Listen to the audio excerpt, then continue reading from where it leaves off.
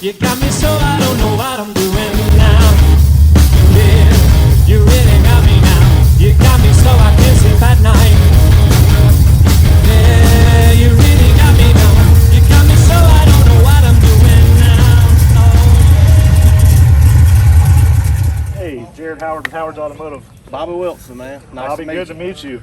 Yes, sir. Well, congratulations. You won our Facebook competition with your 68 Chevelle. It's very nice. Why don't you tell the crowd on Facebook a little bit about it, man? Well, I mean, it's a 1968 factory SS 138 car. It come with a factory 4-speed. It had no power steering, no power brakes, no AC, no nothing basically. It was just all motor. It currently has a 468 big block in it with a 12-bolt rear end, 410 gear.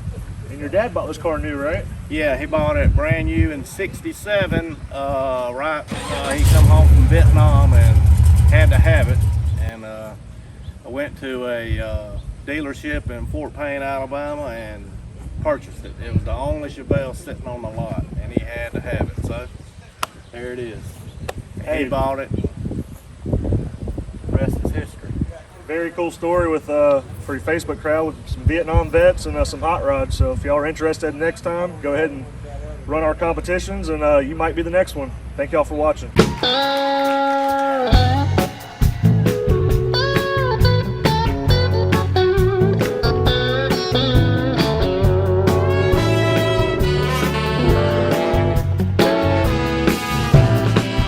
Way back when in '67.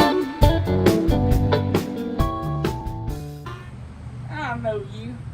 Come on in here. Yeah, bro. Man, I never was. Huh? I never was that. Well, you used to say it all the time. Did I? Yeah, you did. I'm sorry I told so many lies.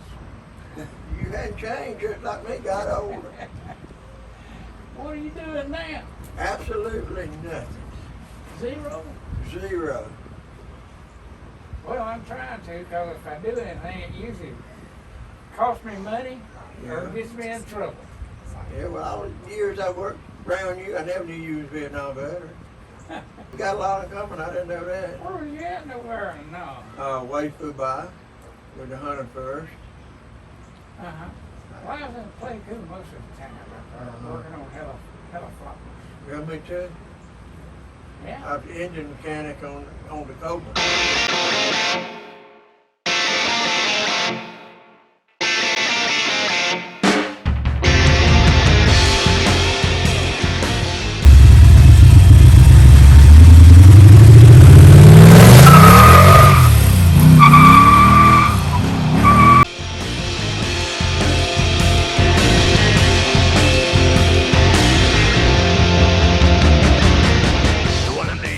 We went over the unit. I went in the Army in '68, and then I went for engine training at Fort Eustis, and then I went out to Fort Sill, Oklahoma, and we built up for 6 months to go to Vietnam.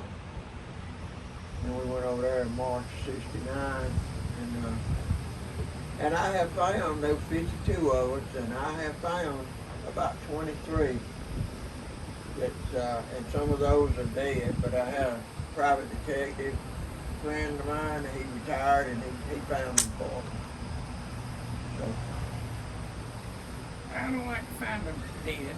no, but I mean, I find a lot of them I found alive. I've talked to them, I call them all the time. We trade Christmas cards and stuff like that, but about 6 or 7 out of those I found are dead now. But, and 3 or 4 of them died since I found them.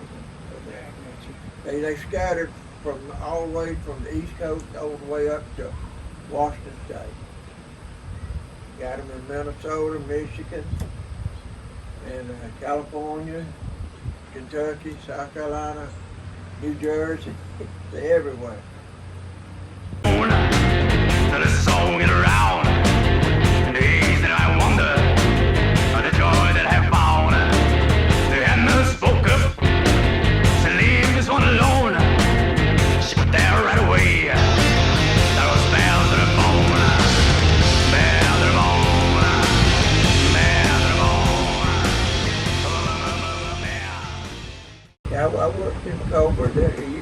didn't get to see none of them in action, did you? You didn't get to see the Cobra in action, did you? Oh yeah. Yeah, I mean that was something else. They blew me out of my bunk one night. And anyway, they fired up them Cobras we had out there. It took about 35 minutes. And I says, well, the VC's done gone home with the bed. They ain't stupid enough to stay out there. So anyway, they finally got them Cobras going, and they all took off out there in a perfect formation. And just lit that whole area up at the end of the runway down there. And it was a real show. Yeah, it was. They put on a great show, but they didn't kill nobody. Well, we used to have them, they go out, they have a two Hoy birds. They have an interpreter, on the slick, and they fly out around the perimeter trying to get Charlie to surrender.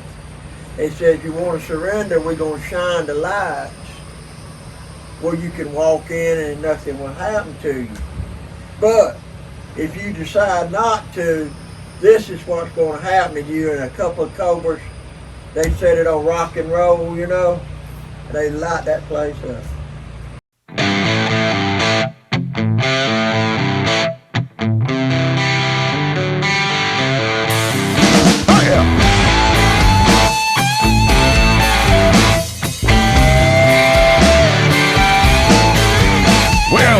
So tall, to be so small, never met a man, a stranger.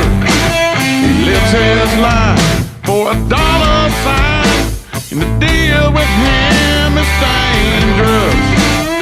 He knocked me down, but I'm on my feet, so now I'm so much wiser. I'd rather quit and go